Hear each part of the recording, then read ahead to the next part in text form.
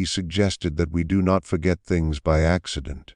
We forget because somewhere deep in the shadow of our psyche, a choice was made not to remember. To understand why you, especially you, struggle with names while being able to remember the lyrics of a song you haven't heard in 10 years, or the face of a stranger you passed once on the street, we have to stop seeing memory as a hard drive that randomly breaks down. We have to begin seeing it as a gatekeeper. Carl Jung believed the conscious mind is like a small island floating in a vast ocean of the unconscious. Everything that reaches that island, every name, every face, every number, is allowed there only by permission. If a name doesn't stay, it isn't because the island was full. It's because the gatekeeper quietly threw it back into the ocean. So the real question is not why is my memory bad. The real question is why did my unconscious mind reject this person? This begins with the persona, one of Jung's most well-known ideas, taken from the Latin word for the masks worn by actors in ancient Rome. The persona is the face you show to the world. It is the polite worker, the charming guest, the attentive listener. When you are introduced to someone new, your psychic energy, or libido as Jung called it, is often almost completely used up maintaining this mask. You are not truly listening to the other person. You are unconsciously watching yourself. Am I standing straight? Is my handshake strong enough? Do I look interested? Is there something in my teeth? Your ego becomes so busy managing the performance of meeting someone that it has no space left for the actual content of the meeting. The name is external information. Your behavior is internal survival. When the brain must choose between social survival and data storage, it chooses survival every time. You didn't hear their name because in that moment you were the only person in the room. This is not narcissism, it is a defense. The more anxious you feel, the heavier the mask becomes, and the less you hear the outside world.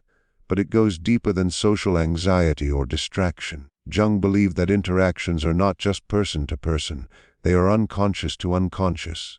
Before a word is spoken, your intuition is already working. You are reading micro-expressions, scent, tone, posture, and subtle energetic shifts. If your intuition senses that this person has no value for your future or may threaten your inner balance, it simply does not tag the file. Think about it. You almost never forget the name of someone you are deeply attracted to. You rarely forget the name of someone who scares you. You rarely forget the name of someone who offers you a major opportunity. In those cases, emotion burns the name into memory.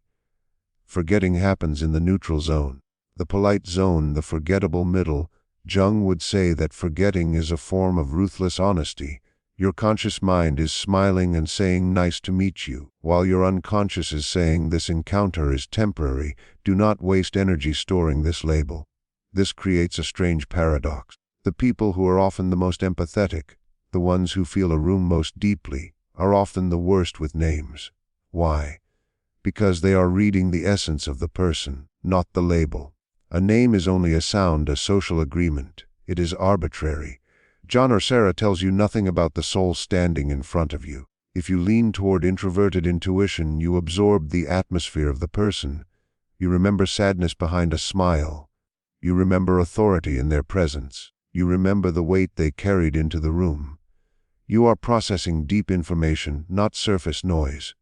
The name gets filtered out so you can focus on what feels real. This brings us to the shadow. Jung described the shadow as the hidden side of the personality, everything we deny or suppress. Sometimes we forget a name because the person activates the shadow. Maybe they show a trait you pushed away in yourself. Maybe they are loud and you buried your own desire to be heard. Maybe they are confident and you rejected your own ambition.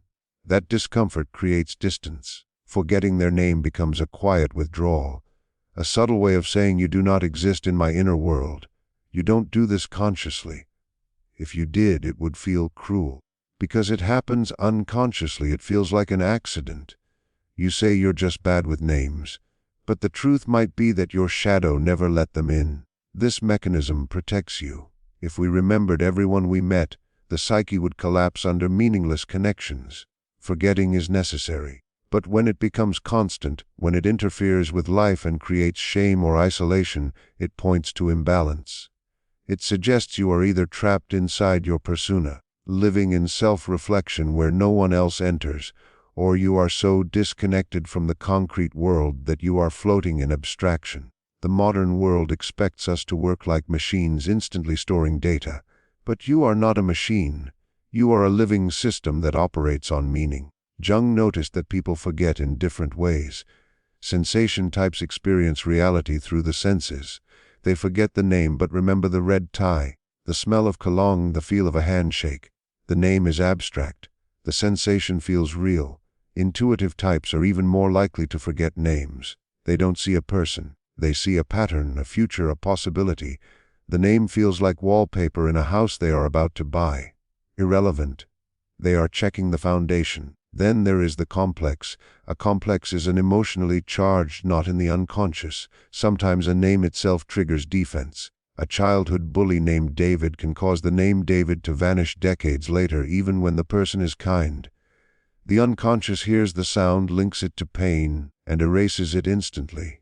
You are not forgetting a word, you are avoiding a trigger. The psyche will sacrifice politeness to protect stability. Jung also observed that people forget the names of those they envy or see as superior. Forgetting becomes a tiny rebellion, a way of shrinking someone who threatens your sense of worth. Again, not intentional, protective. In early human history, we didn't rely on names. We recognized people by role, energy, and presence. Names are a modern invention. Your brain is still wired for survival, not labels. Notice how you never forget gossip. That information has survival value. Names do not. Your mind keeps what matters. Often forgetting happens when the ego is busy planning what to say next. You aren't listening. You are performing. Jung believed real connection requires ego to soften. When ego fills the room, nothing enters. Some remember faces but not names. Others remember names but not faces. Rarely both. This reveals how your mind works, but chronic forgetting can signal withdrawal. You may be keeping the world at a distance. Names create relationship. Without names, people remain strangers. This protects sensitivity, but it also isolates. Jung didn't suggest memory tricks. He suggested awareness, integration, awakening. When you stop performing and start witnessing, memory opens. When curiosity replaces anxiety, names stick naturally. The unconscious speaks in images, not words. Turn names into symbols. Images give weight.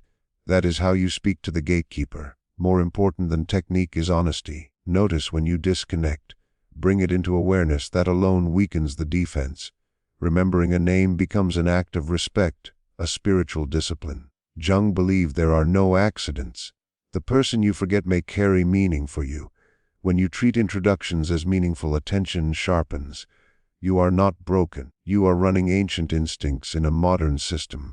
Your mind values essence over labels. That is a strength, but it must be balanced. The next time someone introduces themselves, pause, look at them. See the human, not the role. Turn the name into an image. Watch how memory changes. It was never about capacity. It was always about connection.